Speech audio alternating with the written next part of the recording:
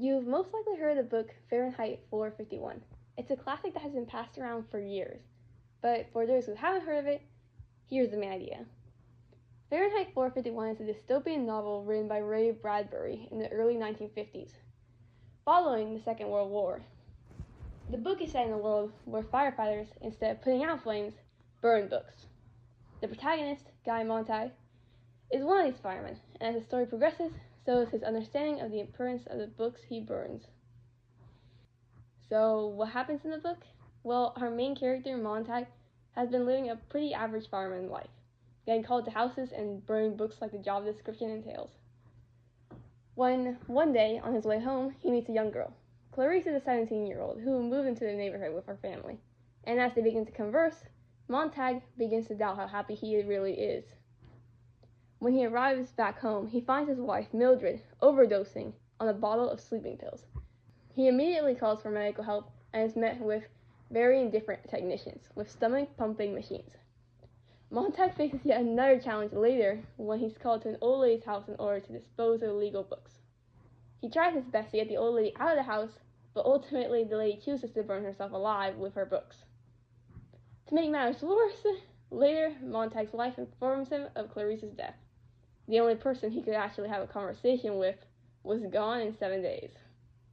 Unknown to his wife, however, is that Montag had taken one of the old lady's books with him before he burned the rest.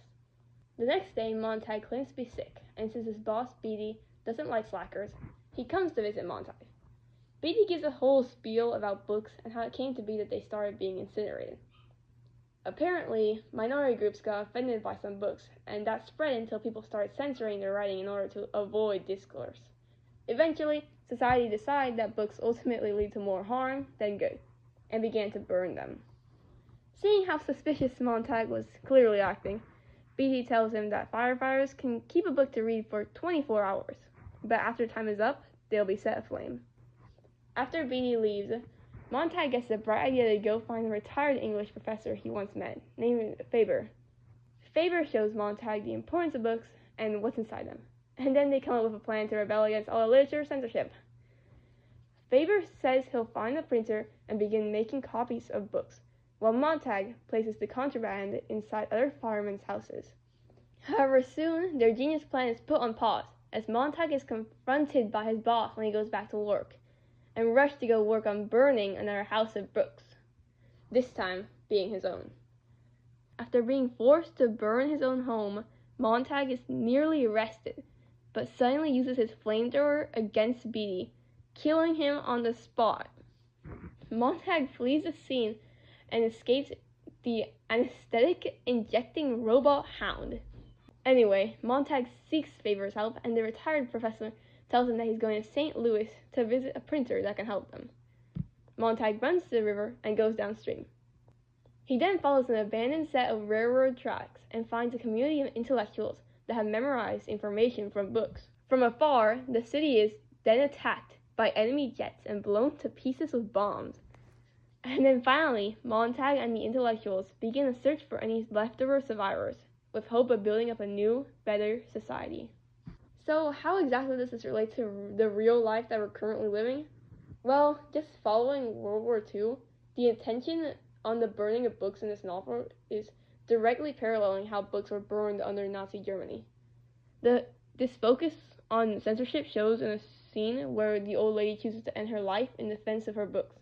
In the real world, knowledge can be a powerful tool, and who controls it decides how powerful the masses can be.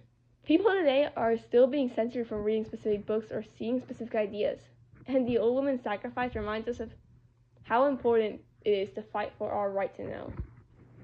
Another scene brought up in the book is Mildred's TV screen walls. The screens serve as a fake digital world for her to interact with, and she complains about installing a fourth wall, completely blocking her out of reality. This is reminiscent of many people today with new technology such as phones and tablets that come with complete digital worlds with people that you can interact with without seeing once. Many younger generations spend all day on their phone ignoring what's happening around them in real life. This is the same case with Mildred. She uses the screens to cope with her unfulfilling life. Finally, the last connection to real life I want to bring up has to do with Montag and Faber's rebellion plan.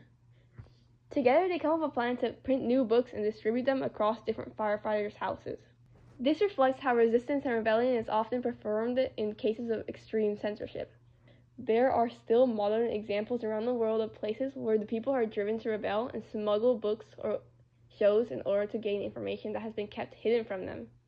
The same happened in the 1940s during World War II. Though it was risking their lives, people still managed to spread information around underground. So, are you going to stand by? Or will you pick up this book and read it?